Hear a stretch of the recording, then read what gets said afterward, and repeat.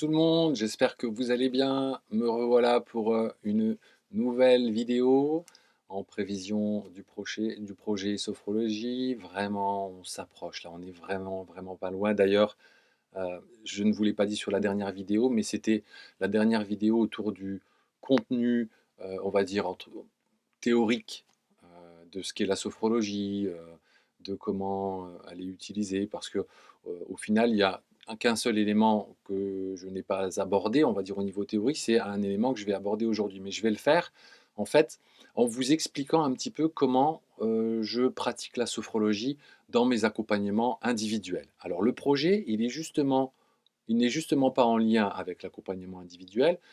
Par contre, je vais dans un premier temps vous expliquer comment je fonctionne habituellement.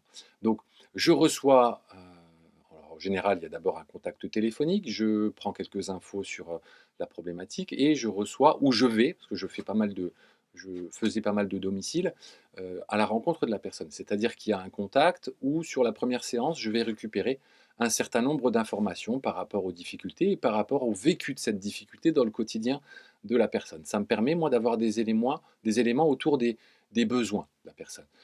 Je l'accompagne ensuite dans la fixation d'un objectif, c'est-à-dire que je ne pars pas, ou la personne ne part pas au hasard, je lui fixe un objectif tout simplement pour qu'elle ait un endroit vers lequel regarder. Voilà, un petit peu comme si je donnais une destination et ensuite, derrière, je vais fabriquer le cheminement pour atteindre cette destination. Donc l'objectif, ça va être la destination. Une fois que l'objectif est fixé, je pose avec ma cliente ou mon client un contrat moral, d'accord, dans lequel je lui explique ce qu'est la sophrologie, quels sont les engagements que je m'impose et l'engagement que je lui demande à elle, qui est autour d'un entraînement, parce que dans le projet, il y aura également une notion d'entraînement qui sera importante. Et une fois que l'objectif et le contrat sont posés, il y a une séance de découverte. La séance de découverte, en fait, c'est ce que je vais vous faire comme cadeau une fois que le projet sera lancé. Donc vous aurez une séance découverte de la sophrologie. Et ensuite, la personne s'en va. On prend un rendez-vous pour une semaine plus tard, on va dire.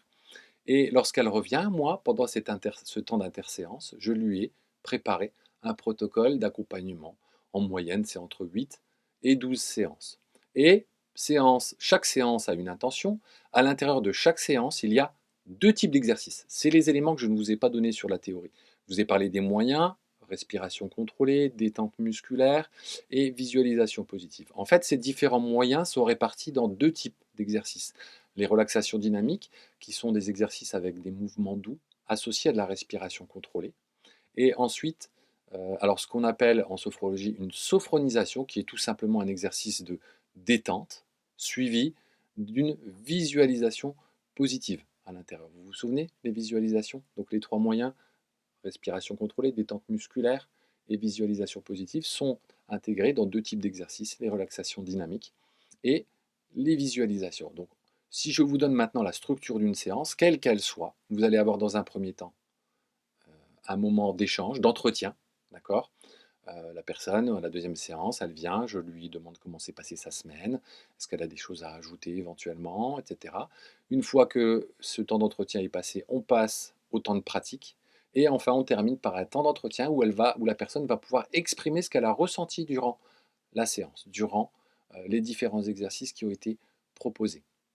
Ça, c'est la structure de toutes mes séances, que ce soit la première ou la dernière. Et ensuite, en fin de séance, un entraînement est posé, la personne choisit un ou deux exercices, alors souvent sur des exercices courts, l'entraînement est focalisé sur les relaxations dynamiques, qui sont des exercices courts, euh, ou la visualisation, si la personne souhaite la refaire à la maison, je les donne en enregistrement. Donc ici, bien évidemment, il va y avoir des adaptations à mettre en place. Je ne vais pas vous en dire plus autour du projet, parce que ça va venir, mais il était important pour moi de vous expliquer comment jusque-là, j'accompagne encore quelques personnes dans le domaine de la sophrologie, et en tout cas toujours dans cette structure-là. Un temps d'échange, un temps de pratique et un temps d'échange. Voilà. Encore une fois, c'est ma façon de faire. Vous allez, comme j'ai pu vous en parler, vous avez des sophrologues qui sont formés de façon différente. Donc n'attendez pas à chaque fois que vous voyez un sophrologue qui ait cette même structure. J'ai connu même des sophrologues qui ne fixaient pas forcément d'objectifs avec leurs clients. Ce n'est pas ma façon de faire.